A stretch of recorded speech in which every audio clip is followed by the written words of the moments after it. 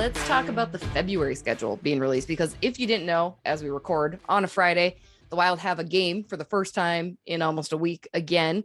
They got the Chicago Blackhawks, but then they also saw that the February schedule will be plump full of games that have been postponed, something like 40 games in 70 days. Let's go. Yeah, I mean, for those of us who like watching hockey and make money covering hockey, this is great.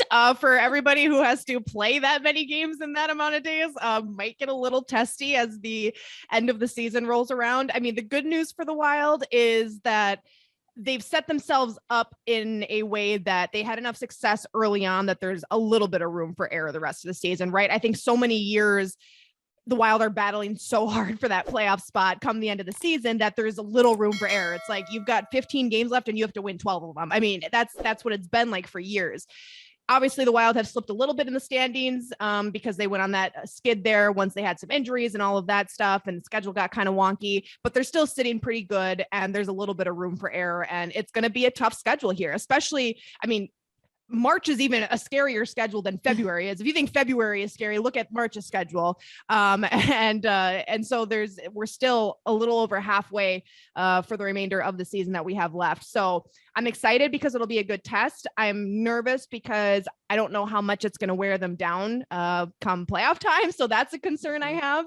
And they do have one of the tougher schedules in the NHL with the added dates here. They're in kind of that top category of like most amount of games played in a short amount of time. So it's going to be a test, but we'll see what they're capable of here at the remaining of the season.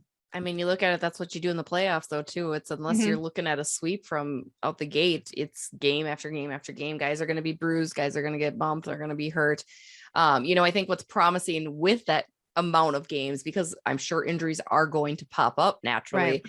Right. But you look at what the Wild have done without some of their key players in the lineup. Now, yes, these breaks have allowed some of those guys to get back quicker, but at the same time, you've played games without Kirill Kaprizov in one. You've played games without Joel Eriksson in one, without Spurgeon, without Broads, without Talbot. I mean, you've been able to do it, and it's again goes to the depth of this team. So even if things are to happen in this big important stretch, I mean, it's not bad.